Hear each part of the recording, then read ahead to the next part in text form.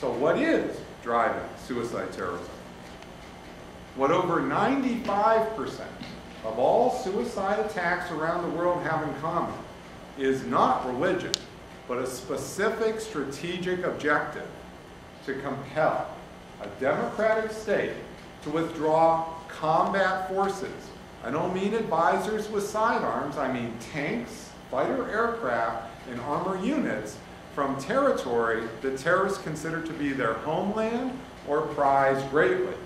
From Lebanon and the West Bank then to Iraq and Afghanistan today, this logic is the key logic not for every suicide attack that we've witnessed, but it is for over 95% of all the suicide terrorism we've seen in the last 30 years.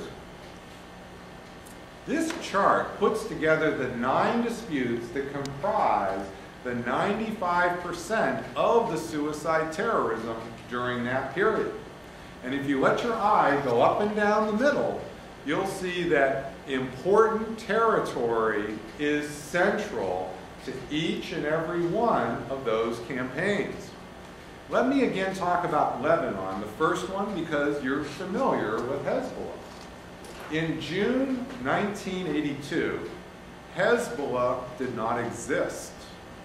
In June 1982, Israel invaded southern Lebanon with 78,000 combat soldiers, 3,000 tanks and armored vehicles. 1 month later, Hezbollah was born. Then, over the course of the next year, and for reasons we're still not sure about, Hezbollah began to experiment with suicide attack. And the 4th suicide attack was the famous suicide truck bombing of our Marines in Beirut in October 1983, killing 241 U.S. Marines. 10% of the force with just one bomber. The same day, the suicide attacker also hit the French, killing 58 French soldiers. Again, about 10% of the force with just one bomber. Well, Ronald Reagan, who was no pacifist, just a few months later decided to withdraw all American combat forces from Lebanon rather than face another suicide attack. The French left when we did, and then Israel withdrew first in 1986 to a 6-mile security zone in the bottom part of southern Lebanon, and then in May 2000, Israel withdrew its army from Lebanon altogether. And what's important about those withdrawals is that Hezbollah suicide attackers did not follow the Americans to New York, or the French to Paris, or even the Israelis to Tel Aviv. Do you know how many Hezbollah or any Lebanese suicide attacks there have been since Israel withdrew its army in May 2000 from Lebanon? 0. Not even during the summer of 2006. When you'll remember, there was a 3-week air war between Hezbollah and Israel. Now just consider this. If this is suicide terrorism, just about a bunch of Islamic radicals looking for any old excuse for a quick trip to heaven, we should have seen hundreds of Hezbollah suicide attackers in the summer of 2006, and we didn't see a single one. Now, that's not a pattern, either the onset or the end of those suicide attacks that can be accounted for by Islamic fundamentalism, because, of course, Hezbollah today remains an Islamic fundamentalist group. But it is a pattern, both the onset and the end, that fits to the month foreign occupation. Foreign occupation.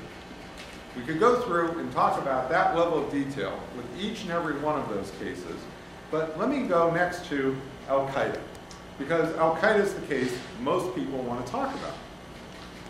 This research was the first to collect the complete set of the 71 individuals who actually killed themselves to carry out attacks for Osama. Of those 71, we know the names, nationality, and other socioeconomic data of 67. Not quite all, but almost all. And the largest number, 34, come from Saudi Arabia, the overwhelming majority from the Arabian Peninsula, where the United States first began to station combat forces in 1990. 1990 was the watershed year in our military deployment to the Arabian Peninsula. Yes, before 1990, we had some advisors, a couple hundred, mostly Marines with pistols standing in front of embassies, but no tanks, fighter aircraft, or armor units going all the way back to World War II. We put them in 1990 to kick Saddam out of Kuwait, kicked him out in March 91, and never left. Every day from that moment on, we kept between 12 and 30,000 combat soldiers on the Arabian Peninsula, and the Al-Qaeda attacks started 5 years later. Notice where the Al-Qaeda suicide attackers are not coming from. Iran, surely an Islamic fundamentalist country, 3 times the population size of Saudi Arabia. No Al-Qaeda suicide attackers. Sudan is an Islamic fundamentalist country about the same population size as Saudi Arabia, and with a brand of Islamic fundamentalism so congenial to Osama, he chose to live there for 3 years in the 1990s. No Al-Qaeda suicide attackers. What about Bangladesh? Bangladesh is one of the largest Islamic fundamentalist populations on the planet, over 110 million people. None. If this was coming from Islamic fundamentalism, we would be seeing a much different pattern in the data.